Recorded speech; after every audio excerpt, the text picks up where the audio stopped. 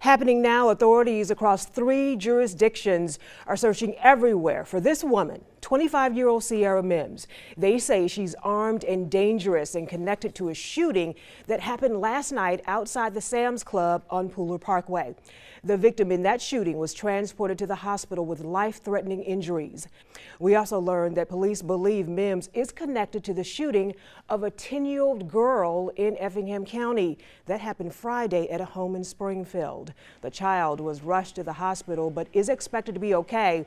Pooler police say the 2 shootings were targeted, specific, and deliberate. Making headlines, 2 people were shot after a Mardi Gras parade in Mobile, Alabama. It happened last night. One of the victims is a 7-year-old girl. A woman sitting inside a nearby restaurant was shooting video on her cell phone when the shots were fired. Now, this video is a little distorted, but take a look. Okay,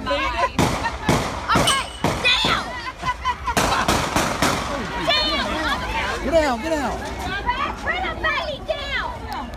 Wow, we're told 1 person has been arrested in this case. The victims are expected to recover. We begin with 2 developing stories right now in Savannah. Detectives are questioning witnesses after a shooting on South Street.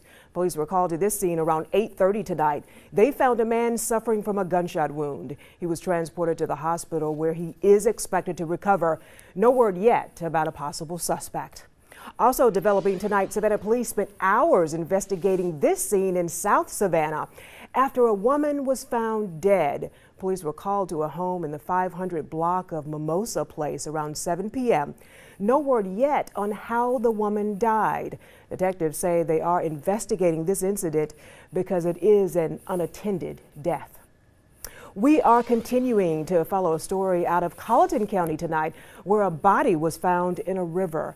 Authorities say early this morning, some residents checking trout lines stumbled across a body floating in the Edisto River. The Colleton County Criminal Investigations Division was called to the scene and recovered the body. Detectives collected evidence and questioned any possible witnesses. No word yet on the person's identity. Our top story at 6, heartbreak for one Liberty County community. An 18-year-old student at Liberty County High School was killed last night when police say his vehicle was struck by a drunk driver. 18-year-old Albert Dock was a junior and basketball player at Liberty County High. A follow-up now, homeless veterans in Chatham County are steps closer tonight to living with a roof over their heads.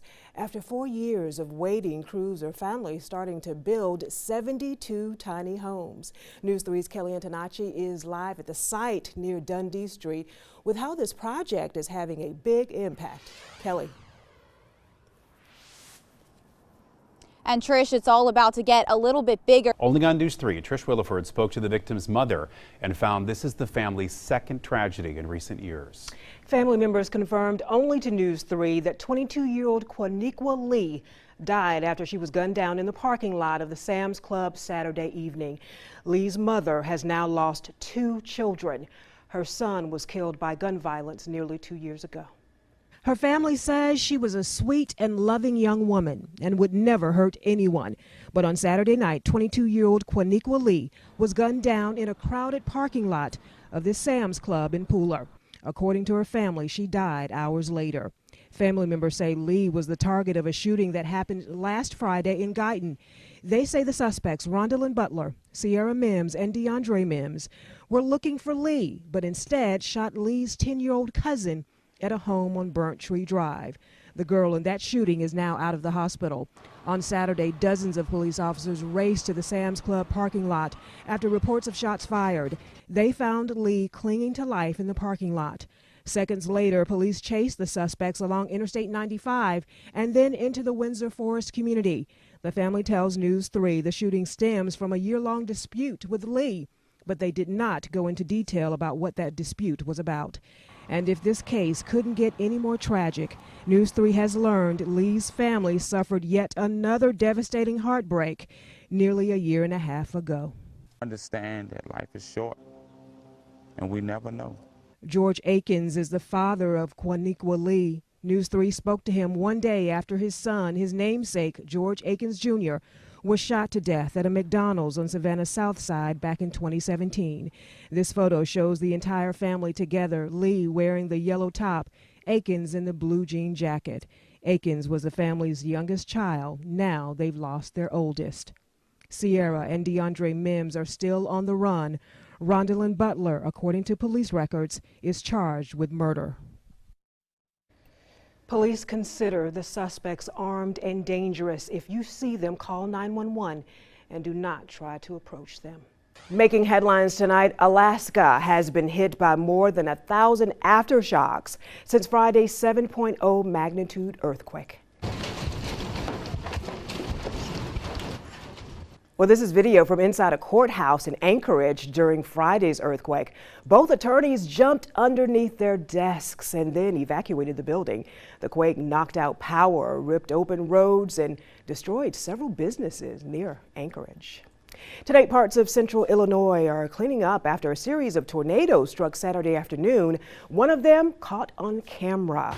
This first tornado touched down near Havana, damaging the water plant, trees, and power lines. Other counties reported more damage from additional tornadoes, thunderstorms, and hail.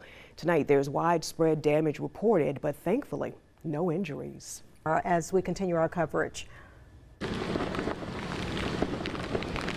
Hey guys, you can probably tell the wind and the rain, they've picked up considerably since the last time we spoke. Just look over my shoulder, you can see the flag and the trees around us. Just got an update from Bullock County's EMA director, who says in all of the county, there's only one report of one tree down throughout the entire county. Obviously that could change as the night goes through, but that is good news for now. And we shot this video about an hour ago inside the emergency operations center where crews are on standby. They're going to make sure the roads are passable, no trees down in the roads, no power lines down, to make sure everyone is safe tonight. That's our time. News 3 continues on WSAV.com and tomorrow morning at 4:30 on Coastal Sunrise. The Tonight Show with Jimmy Fallon is next. Good night. Ignore him.